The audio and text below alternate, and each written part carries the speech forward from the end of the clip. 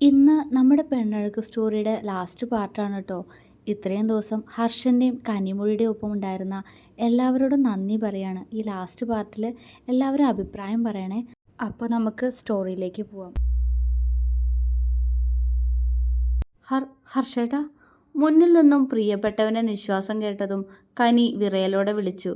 എന്താ മൊഴി ഇത്? അവൻ അവളോട് പതിയെ ചോദിച്ചു. അത് അത് ഞാൻ ധാവണി ഹർഷേട്ടനിവിടെ ഉണ്ടാവില്ല എന്ന് കരുതി. അവൾ വിറയലോടെ എങ്ങനെയൊക്കെയോ പറഞ്ഞൊപ്പിച്ചു. ഞാൻ ഉടുത്തുതരാം, അവൻ പെട്ടെന്ന് പറഞ്ഞു. അവൾ ഞെട്ടിപ്പോയി.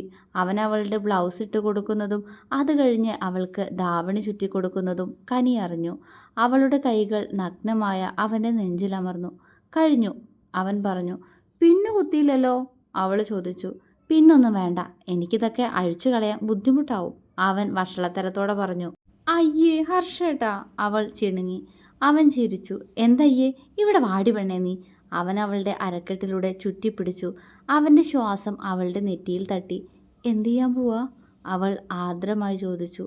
സ്വന്താക്കാൻ പോവാ ഞാൻ എൻ്റെ മൊഴിയെ, ആക്കിക്കോട്ടെ.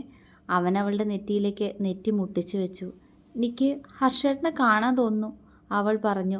അവൻ ഞെട്ടലോടെ അവളെ നോക്കി. അവളുടെ കണ്ണുകൾ നിറയുന്നു. അവൻ പെട്ടെന്ന് ആ കണ്ണുകളിൽ അമർത്തി ചുംബിച്ചു. അയ്യയ്യേ, ഇതിനാണ് ഈ സങ്കടം.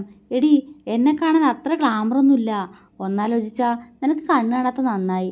കണ്ണ് കാണായിരുന്നെങ്കിൽ നീ എന്നെ വേണ്ടാന്ന് പറഞ്ഞേനെ, അവൻ അവളുടെ സങ്കടം മാറ്റാൻ വേണ്ടി കുറുമ്പോടെ പറഞ്ഞു. കനി പൊട്ടിച്ചിരിച്ചു. പോ ഹർഷേട്ടാ, എൻ്റെ ഹർഷേട്ട സുന്ദരന, നിക്കറിയാം, അവൾ പറഞ്ഞു. എങ്ങനെ?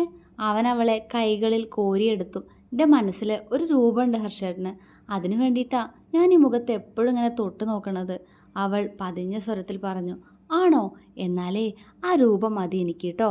നീ എങ്ങനെയാണ് കരുതുന്നത് അതുപോലെ തന്നെ എൻ്റെ രൂപം, അവൻ അവളുടെ ചുണ്ടിൽ ചുംബിച്ചു. അവൾ ചിരിച്ചു. പക്ഷേ മുഖത്ത് മാത്രം തൊട്ടതുകൊണ്ട് നിനക്ക് ആ രൂപം മാത്രമല്ലേ കിട്ടിയുള്ളൂ. ഇന്ന് നമുക്ക് ബാക്കി രൂപം കൂടി തൊട്ട് കണ്ടുപിടിക്കാം കേട്ടോ, അവൻ കുറുമ്പോടെ പറഞ്ഞു. അയ്യേ വൃത്തികേട്, അവൾ അവൻ്റെ നെഞ്ചിലേക്ക് നാണത്തോടെ മുഖം പൂഴ്ത്തി വെച്ചു. ആണോ? വൃത്തികേടാണോ? എന്നാൽ പിന്നെ ഞാനത് കണ്ടിട്ട് തന്നെ കാര്യം, പറയുന്നതിനോടൊപ്പം അവളെ ബെഡിലേക്ക് ചായച്ചു കിടത്തി. അവൻ്റെ ചുണ്ടുകൾ അവളുടെ നെറ്റിയിലും കണ്ണിലും മൂക്കിലും കവിളിലുമെല്ലാം മാറി മാറി അമർന്നു കഴിഞ്ഞിരുന്നു. ചുണ്ടോളം അവൻ്റെ നിശ്വാസം ഒന്ന് തട്ടിയതും കനി വിറച്ചുപോയി. അതേ നിമിഷം തന്നെ അവൻ്റെ ചുണ്ടുകൾ അവളുടെ ചുണ്ടിലമർന്നിരുന്നു. കനിയുടെ കണ്ണുകൾ കൂമ്പിയടഞ്ഞു. ഹർഷൻ അവളുടെ ഇരുചുണ്ടുകളെയും ഒരുമിച്ച് നുണഞ്ഞു തുടങ്ങി. പതിയെ, അത്രയും മൃദുലമായി. അവളുടെ മേൽചുണ്ടിൽ നിന്നും പിടിവിട്ടുകൊണ്ട് അവൻ അവളുടെ കീഴ്ചുണ്ടിനെ പതിയെ ഒന്ന് കടിച്ചു. അവൾ എരിവ് വലിച്ചുപോയി. അതേ നിമിഷം തന്നെ അവൻ്റെ നാവ് ആ കടിച്ചിടം ഒന്ന് തഴുകവേ പിടഞ്ഞുകൊണ്ടവൾ അവനെ വരിഞ്ഞു മുറുക്കിപ്പോയി. ഹർഷൻ അവളുടെ കീഴ്ചുണ്ടിനെ നുണഞ്ഞു. പെട്ടെന്ന് അവൾ അവൻ്റെ മേൽചുണ്ടിനെ കടിച്ചെടുത്ത് നുണഞ്ഞതും ഹർഷൻ ഒന്ന് വിറച്ചുപോയി.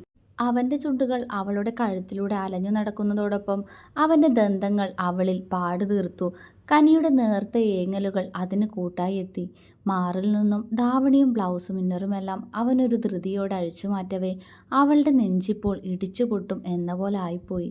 അവളിലെ മറ പൂർണ്ണമായും നീങ്ങിയ നിമിഷം ഹർഷൻ പെട്ടെന്ന് അവളിൽ നിന്നും അകന്നുകൊണ്ട് അവളെ ആകെ ഒന്ന് നോക്കി. അവൻ്റെ ശ്വാസഗതി വല്ലാതെ ഉയർന്നതുപോലെ. ഹർഷേട്ടാ, അവൻ്റെ അനക്കമൊന്നുമില്ല എന്ന് കണ്ടതും അവൾ പിടപ്പോടെ വിളിച്ചു. മിണ്ടാതെ കിടക്കടി, ഞാൻ എൻ്റെ മൊഴിയുടെ ഭംഗിയൊന്ന് നേരെ കണ്ടോട്ടെ. അത്രമേൽ വശ്യമായ അവൻ്റെ ശബ്ദത്തിൽ അവളുടെ ശരീരമാകെ ചുവന്നുപോയി. അവളുടെ മാറിൽ അവൻ്റെ ചുണ്ടുകൾ അമർന്നതും അവൾ ബെഡിൽ ഉയർന്നു പൊങ്ങി. ഇരുമാറിലും ചുംബിച്ചുണർത്തിക്കൊണ്ടവൻ അവളുടെ വയറിലേക്കും അവിടെ നിന്നും ആ ഭംഗിയുള്ള ഗർത്തത്തിലേക്കും മുഖം പൂഴ്ത്തവേ ഏങ്ങിപ്പോയവൾ അവനെ കൂടുതൽ അങ്ങോട്ട് ചേർത്തു പിടിച്ചു. അവൻ്റെ മുഖം വയറും കടന്ന് താഴേക്ക് നീങ്ങുന്നു. ഏറെ നേരം അവളുടെ ശരീരം വെട്ടിവിറച്ചവൾ അവൻ്റെ തലമുടിയിൽ അള്ളിപ്പിടിച്ചതും കിതച്ചുകൊണ്ടവൻ ആ പെൺമേനിയിലൂടെ തന്നെ ഉയർന്നുകൊണ്ട് അവളുടെ മുഖത്തിനടുത്തേക്ക് വന്നു. ഹർഷേട്ടാ, അത്രയും കിതച്ചുകൊണ്ട് അവൾ വിളിച്ചു. എൻ്റെ മൊഴിയെ നോവിക്കാൻ പോവാ ഹർഷേട്ടൻ, അവൻ ആർദ്രമായി പറഞ്ഞു. നെഞ്ചിടിപ്പിൻ്റെ വേഗതയിൽ അവൾ മൂളി. അവളിലെ പെണ്ണിനെ അവൻ അറിഞ്ഞ നിമിഷം അവളുടെ കണ്ണുനീർ ഒഴുകി ബെഡിനെ നനച്ചു. അവൻ്റെ നനുത്ത ചുംബനങ്ങളിൽ അവളൊരു പൂവായി മാറവേ അവൻ അവളെ ഏറെ കുതിച്ച വണ്ടിനെ പോലെ അവളെ പൂർണ്ണമായും സ്വന്തമാക്കി കഴിഞ്ഞിരുന്നു. നിമിഷങ്ങൾ പോകവേ ഇരുവരുടെയും ശരീരം വെട്ടിവിറച്ചു. ഹർഷൻ അവളുടെ നെറ്റിയിലൊന്ന് ചുംബിച്ചുകൊണ്ട് അവളുടെ മാറിലേക്ക് കിടന്ന് അവളെ മുറുകെ പുണർന്നു. കനി അവനെ ചേർത്തു പിടിച്ചു. കിതപ്പുകൾ മാത്രം നിറഞ്ഞു നിന്ന നിമിഷങ്ങൾ, സംതൃപ്തിയുടെ നിമിഷങ്ങൾ. കുറച്ചു നേരം കഴിഞ്ഞതും ഹർഷൻ അവളിൽ നിന്നും അകന്നു മാറി കിടന്നുകൊണ്ട് അവളെ അവൻ്റെ നെഞ്ചിലേക്ക് ചേർത്ത് പിടിച്ച് നെറ്റിയിൽ അമർത്തി ചുംബിച്ചു. ഐ ലവ് യു ഹർഷേട്ടാ, അവൾ ആർദ്രമായി പറഞ്ഞു. ഹർഷൻ പുഞ്ചിരിച്ചു. ഐ ലവ് യു ടു എൻ്റെ മൊഴിപ്പെണ്ണെ. അവൻ അവളുടെ ചുണ്ടിൽ കൂടി ഒന്ന് മുത്തി. അവൾ അവൻ്റെ നെഞ്ചിൽ കിടന്നു. എടി, നേരത്തെ തുടുത്ത് തരണ്ടായിരുന്നു കേട്ടോ, അപ്പോഴേ വലിച്ചു പറിച്ച് കളഞ്ഞാൽ മതിയായിരുന്നു എല്ലാം കൂടെ. ഇത് അഴിക്കാനൊക്കെ പാടാണെന്നേ, അവൻ കുറുമ്പോടെ പറഞ്ഞു. ഹർഷേട്ടാ, മിണ്ടാതെ കിടക്ക്, അവൾ ചിണുങ്ങി. അവൻ ചിരിയോടെ അവളെ ചേർത്ത് പിടിച്ചു. എടി, ഇപ്പം എൻ്റെ മുഖത്തിനോടൊപ്പം വേറെ ചിലതും നിൻ്റെ ഉള്ളിൽ കാണില്ലേ, അവൻ കള്ളച്ചിരിയോടെ ചോദിച്ചു. അതിന് മറുപടി പറഞ്ഞത് നെഞ്ചിലാഴ്ന്ന അവളുടെ പല്ലുകളാണ്. ആ എടി വിടടി കുരിപ്പേ, അവൻ അവളുടെ മുഖം പിടിച്ചു മാറ്റി. അല്ല പിന്നെ, വൃത്തിയോട് പറഞ്ഞാണ്ടല്ലോ. അവൾ തപ്പി തപ്പി അവൻ്റെ ചെവിയിൽ അമർത്തി പിടിച്ചു. ആ പറയില്ല, വിട് വിട് വിട്, അവൻ കിടന്നൊന്ന് തുള്ളി. അവൾ അവിടെ ഒഴിഞ്ഞുകൊടുത്ത് അവൻ്റെ നെഞ്ചിലേക്ക് തന്നെ കിടന്നു. അവൻ അവളെ ചേർത്ത് പിടിച്ചു. മൊഴി, അവൻ വിളിച്ചു. അവൾ മൂളി. എൻ്റെ പെണ്ണിന് എന്തൊരഴകാണെന്നോ, എനിക്ക് കണ്ടിട്ട് മതിയായില്ല. അവൻ അവളെ മലർത്തി കിടത്തി. ഹർഷേട്ടാ, അവൾ പതർച്ചയോടെ വിളിച്ചു. സത്യം, ഈ പെണ്ണഴകുന്നൊക്കെ വെച്ചാൽ ഇതാണോ? ഏതായാലും ഒരു പെണ്ണിനും എൻ്റെ മൊഴിയുടെ അത്ര അഴക് കാണില്ല, അവൻ പ്രണയത്തോടെ പറഞ്ഞു. ഹർഷേട്ടാ, ഇങ്ങനൊന്നും പറയില്ലേ, എനിക്ക് നാണം വരുന്നു, അവൾ ചിണുങ്ങി. ആണോ, നാണം വരുന്നു എൻ്റെ മോൾക്ക്? എന്നാൽ ഹർഷേട്ടൻ നോക്കട്ടെ കേട്ടോ, എവിടെ നിനക്ക് നാണെന്ന്. പറയുന്നതിനോടൊപ്പം അവൻ്റെ മുഖം വീണ്ടും അവളിലൂടെ അലയാൻ തുടങ്ങിയിരുന്നു. അവരുടെ ചിരികളും സീൽക്കാരങ്ങളും വീണ്ടും ആ മുറിയിൽ മുഴങ്ങി കേട്ടു.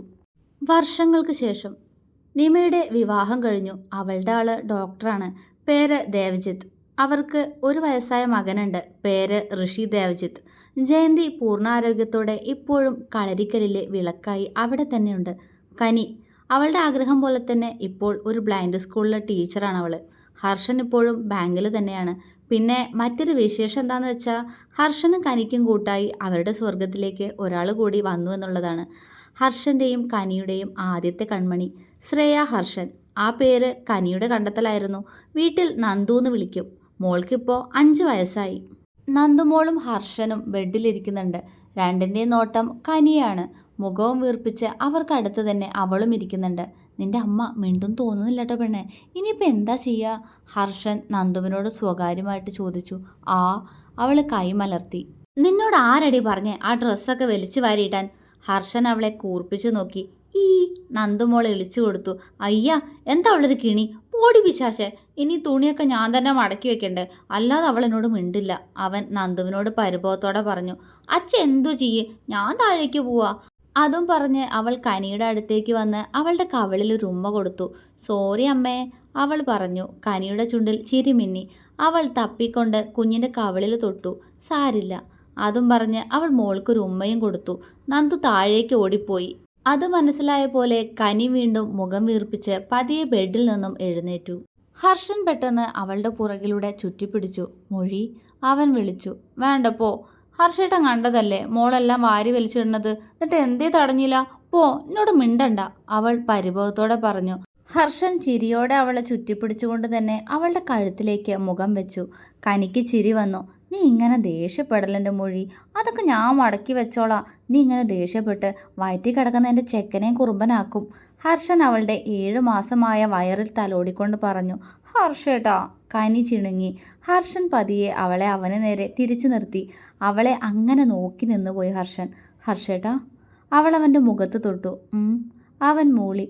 എന്താ മിണ്ടാത്തേ, അവൾ ചോദിച്ചു. ഞാനെൻ്റെ മൊഴിയുടെ ഭംഗി നോക്കുകയല്ലേ, അവൻ ആർദ്രമായി പറഞ്ഞു. കനിയുടെ മുഖം ചുവന്നു. അത് കണ്ട് അവൻ പെട്ടെന്ന് അവളുടെ ചുണ്ടുകളെ കടിച്ചെടുത്തു. ഒരു ദീർഘചുംബനം. അല്പനേരത്തിന് ശേഷം അവൻ അവളിൽ നിന്നും മുഖം മാറ്റുമ്പോൾ അവൾ കിതപ്പോടെ അവൻ്റെ നെഞ്ചിലേക്ക് ചാഞ്ഞു. ഹർഷൻ അവളെ ചേർത്തു പിടിച്ചു. ഹർഷേട്ടാ, അവൾ ആർദ്രമായി വിളിച്ചു. എനിക്ക് നിന്നെ ഒത്തിരി ഇഷ്ടാ മൊഴി, അവൻ പറഞ്ഞു. അവൾ അവൻ്റെ നെഞ്ചിൽ ചുണ്ടമർത്തി. എനിക്കറിയാലോ, അവളും പതിയെ പറഞ്ഞു. നിന്നെ എനിക്ക് കാണിച്ചു തന്ന ഈശ്വരന്മാരോടൊക്കെ എത്ര നന്ദി പറഞ്ഞാലും മതിയാവില്ല. ഏറ്റവും നന്ദി പറയേണ്ടത് ആരോടാണെന്നറിയോ? അവൻ അവളുടെ മുഖം പിടിച്ചുയർത്തി. ആരോടാ? അവൾ അവൻ്റെ മുഖത്ത് തൊട്ടുനോക്കി. നമ്മുടെ വീട്ടിലേക്കുള്ള എളുപ്പവഴി നിന്റെ ഗ്രാമത്തിലൂടെ ആണെന്ന് പറഞ്ഞു തന്ന എൻ്റെ ഫ്രണ്ടിനോട്. അതുകൊണ്ടല്ലേ എനിക്ക് എൻ്റെ പെണ്ണിനെ കിട്ടിയത്. അവൻ അവളുടെ മുഖം ആകെ ചുംബിച്ചു. അവൾ പ്രണയത്തോടെ അവൻ്റെ മുഖം പിടിച്ചു താഴ്ത്തി അവൻ്റെ കവിളിലും ചുണ്ടമർത്തി. എനിക്കും ഒരുപാടിഷ്ടാ, എൻ്റെ ജീവനാ. അവളുടെ സ്വരം ആർദ്രമായി. ഹർഷൻ പുഞ്ചിരിച്ചു. മൊഴി, അവൻ വിളിച്ചു. കനിമൂളി. സ്നേഹിക്കാൻ തോന്നുന്നു എനിക്ക്, അവൻ പതിയെ പറഞ്ഞു. അയ്യേ പോ വേണ്ട, അവൾ നാണത്തോടെ പറഞ്ഞു. എന്തോന്ന് വേണ്ടാന്നോ? അങ്ങനെ പറഞ്ഞൂടാ, എൻ്റെ മുത്തല്ലേ, അവൻ കൊഞ്ചി. ഹർഷേട്ടാ, അവൾ നാണത്തോടെ വിളിച്ചു. ഇങ്ങനെ വിളിക്കാതെ പെണ്ണെ, ഈ വിളി കേൾക്കുമ്പോഴാ എൻ്റെ പിടി വിടുന്നത്. അവൻ അവളുടെ കഴുത്തിൽ ചുംബിച്ചു. അവൾ ഏങ്ങിപ്പോയി. അവൻ പെട്ടെന്ന് അവളെ കൈകളിൽ കോരിയെടുത്തു. കനി അവൻ്റെ നെഞ്ചിൽ മുഖമമർത്തി. പതിയെ അവളെ ബെഡിലേക്ക് കിടത്തി. അവൻ പോയി ഡോർ അടച്ചു വന്നു. നേരം മുന്നോട്ട് പോകവേ അവളിലേക്ക് അലിഞ്ഞു ചേർന്നുകൊണ്ട് അവൻ അവളെ അവൻ്റെ നെഞ്ചിലേക്ക് ചേർത്ത് കിടത്തി. മൊഴി, അവൻ വിളിച്ചു. കനി മൂളി. എടി, നമ്മൾ തമ്മിലൊരു കടണ്ട്, വർഷത്രയായിട്ടും അത് നീ തീർത്തില്ല കേട്ടോ, അവൻ കുറുമ്പോടെ പറഞ്ഞു. അതെന്ത് കട? അവൾ അവൻ്റെ മുഖത്ത് തപ്പിക്കൊണ്ട് തൊട്ടു. എൻ്റെ ഫോണിൻ്റെ ഡിസ്പ്ലേ പൊട്ടിച്ചില്ലേ, ആ പൈസ. താടി അഹങ്കാരി എനിക്കത്, അവൻ അവളുടെ കഴുത്തിൽ ഇക്കിളിയാക്കി. കനി ചിരിച്ചുകൊണ്ട് ബെഡിൽ നേരെ കിടന്നു. ആ കട അങ്ങനെ തന്നെ കിടക്കട്ടെ കേട്ടോ, പക്ഷേ ഞാൻ കൂട്ടി വെക്കുന്നുണ്ട്, തരും, അവൾ കുറുമ്പോടെ പറഞ്ഞു.